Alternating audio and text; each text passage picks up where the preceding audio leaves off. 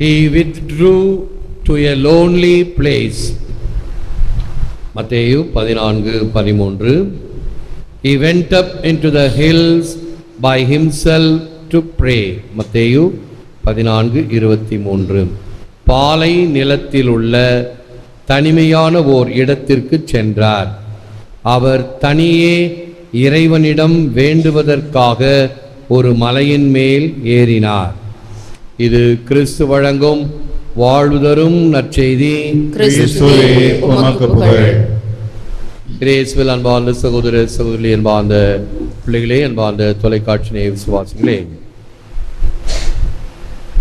வாழ்த்த வல்லார் மனத்து உள் உரு ஜோதியை தீர்த்தனை அங்கே திளைக்கின்ற தேவனை ஏத்தியும் எம்பெருமான் என்று இறைஞ்சியும் ஆத்தம் செய்து ஈசன் அருள் பெறலாமே. நம் உள்ளத்தில் இருக்கின்ற ஜோதி வடிவான இறைவனை, எவ்வாறு இறைவன் ஒளிமயமானவர், அந்த ஒளியை என் உள்ளத்தில் ஏற்றுக்கொண்டு அவரை போற்றி புகழ்ந்து ஆராதித்து துதித்து அவருடைய அருள் பெற வேண்டும். அதைத்தான் இப்பொழுது பாடினோம். 1000 நாவு வேண்டும் ஆண்டவா உன்னை புகழ. ஏனென்றால் இறைவன் எல்லாம் வல்லவர், நல்லவர். ஆகவே உள்ளத்தின் ஆழத்திலிருந்து அவரை போற்றி புகழ வேண்டும். St. Augustine quotes, "When all good advice fails and the rudder is useless and the spread of the sails presents more of a danger than an advantage, when all human help and strength have been abandoned, the only recourse left for the sailors is to cry out to God." எல்லா நல்ல அறிவுரைகளும் தவறும் போதும், திசை திருப்பும் கருவி உபயோகமற்ற நிலையிலும், உபயோகமாயிருக்கும் பாய்மரங்கள் விரியாத போதும், எல்லாமும் கை நெகிழ்ந்த நிலையிலும் மாலுமிகளுக்கு ஒரே புகலிடம் கடவுளிடம் கதறுவது மட்டுமே. இன்றைய நற்செய்தியிலே அப்போஸ்தலர்கள் இரவிலே படகில் பயணம் செய்து கொண்டிருக்கிறார்கள். மறுபடியும் காற்றடிக்கிறது. ஏற்கனவே அப்படிப்பட்ட ஒரு சூழ்நிலையில் இயேசு இருந்தார் அவர்களோடு. இப்பொழுது இயேசு இல்லை. ஆகவே பதறி போய் என்ன செய்வது ஏது செய்வது என்று திகைத்து கொண்டு இருக்கும் பொழுது இயேசு எதிர்ப்புறமாக நடந்து வருகிறார் தண்ணீரின் மீது. உடனே இயேசு ஆண்டவர் என்று அவர்களால் இனம் கண்டு கொள்ளவில்லை. நமக்கு இருக்கிற அந்த பயத்தில் அரண்டவன் கண்ணுக்கு இருண்டதெல்லாம் பேயின்ற மாதிரி ஐயோ பூதம் ஐயோ பேய் என்று அலறுகிறார்கள்.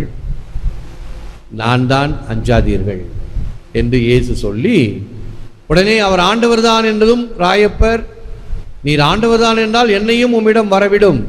சரி வா. இறங்கி நடக்கிறார் தண்ணீரின் மீது. அற்புதமாக இயேசுவை போல அவரும் நடக்கின்றார். ஆனால் உடனடியாக பக்கத்தில் எழுகின்ற அலை அவரை பயத்தில் ஆழ்த்துகிறது. மூழ்கி போகிறார்.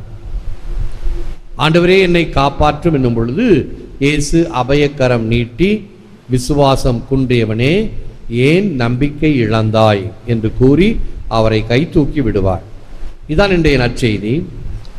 இதில் அந்த இடத்திற்கு நீங்கள் இந்த ஹோலி லேண்ட், புண்ணிய பூமிக்கு சென்றீர்கள் என்றால் அழைத்து செல்வார்கள். அதே மாதிரி ஒரு போட்டில் எடுத்து செல்வாங்க. இங்கேருந்து தான் இயேசு நடந்தார்னு சொல்லி.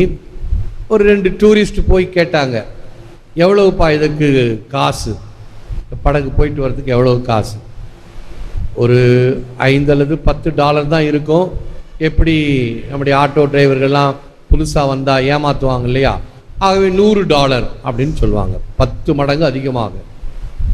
உடனே இந்த 2 டூரிஸ்ட்டும் கொஞ்சம் நகைச்சுவை பேர் வழிகள், ஓ அவ்வளவா, அதனால தான் இயேசு சாமி காசு கொடுக்க முடியாமல் தண்ணியில் நடந்தே வந்துட்டார் போல இருக்கும். எங்களால் நடக்க முடியாது, அவ்வளோ காசு கொடுக்க முடியாது என்று சொன்னார்கள். இது ஒரு நகைச்சுவைக்காக. இயேசு தண்ணீரின் மீது நடப்பதற்கு அந்த வல்லமை, சக்தி அவரிடம் இருந்தது. ஆனால் அவரை இயேசு ஆண்டவர் என்று அப்போஸ்தலர்கள் கூட புரிந்து கொள்ளவில்லை. ஐயோ பூதம் என்று அலறினார்கள். இயேசுவினுடைய பிரசன்னத்தை உணர்ந்த பிறகு கடல் கொந்தளிப்பு அடங்கியது. அவர்கள் பத்திரமாக பாதுகாக்கப்பட்டார்கள்.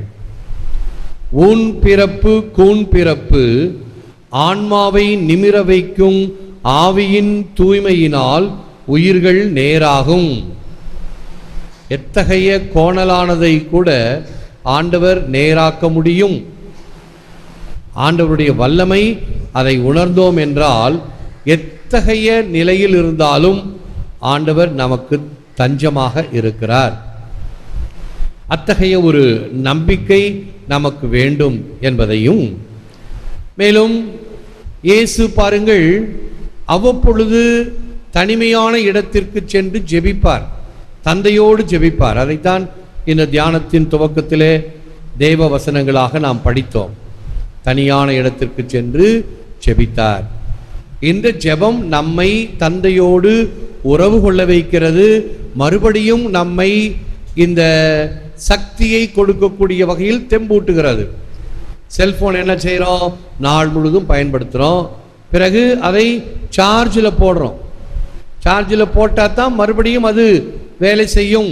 சார்ஜ் எடுத்துக்கொண்டு அதே போன்று நான் நாள் முழுதும் வேலை செய்கிறேன், உழைக்கிறேன், பல இடங்களுக்கு செல்கிறேன், பலவிதமான கவலைகள், பிரச்சனைகளை சந்திக்கின்றேன். இவைகளை எல்லாம் தாங்குவதற்கு எனக்கு இறை சக்தி வேண்டும். ஆகவே தான் ஒவ்வொரு நாளும் இந்த நாள் துவக்கும் பொழுது இந்த ஆராதனையிலே இயேசுவினுடைய வல்லமையான பிரசன்னத்தை உணர்ந்து கண்களால் உற்று நோக்கி உள்ளத்தில் நிரப்பி, எவ்வாறு காலையில் எழுந்து ஒரு சில உடல் நலத்தை பேணுபவர்கள் அந்த பீச் ஓரமாக போய் வேகமாக நடப்பாங்க. வேகமாக நடப்பதனால என்ன வருகிறது? அதிகமாக ஆக்சிஜனை சுவாசிக்க முடியும் பொழுது அந்த நுரையீரல் தெம்பு பெறுகிறது, உற்சாகம் பெறுகிறது. நாள் முழுவதும் உற்சாகமாக இருப்பதற்கு சக்தியை கொடுக்கிறது. அதே போன்று ஒவ்வொரு நாளும் நாம் அந்த நாளை தொடக்கும் பொழுது ஆண்டவருடைய பிரசன்னத்தில் நாம் நம்மை உற்சாகப்படுத்தி தெம்பூட்டி கொண்டு அந்த வாழ்நாள்களை ஏறெடுப்பதற்கு ஆண்டவர் உதவுகிறார். முழந்தாள் இருப்போம், ஜெபிப்போம். Eternal Father, give me a burning faith, a joyful hope, a holy love for Jesus. Give me the grace of perseverance in doing your will in all things. Do with me what you will.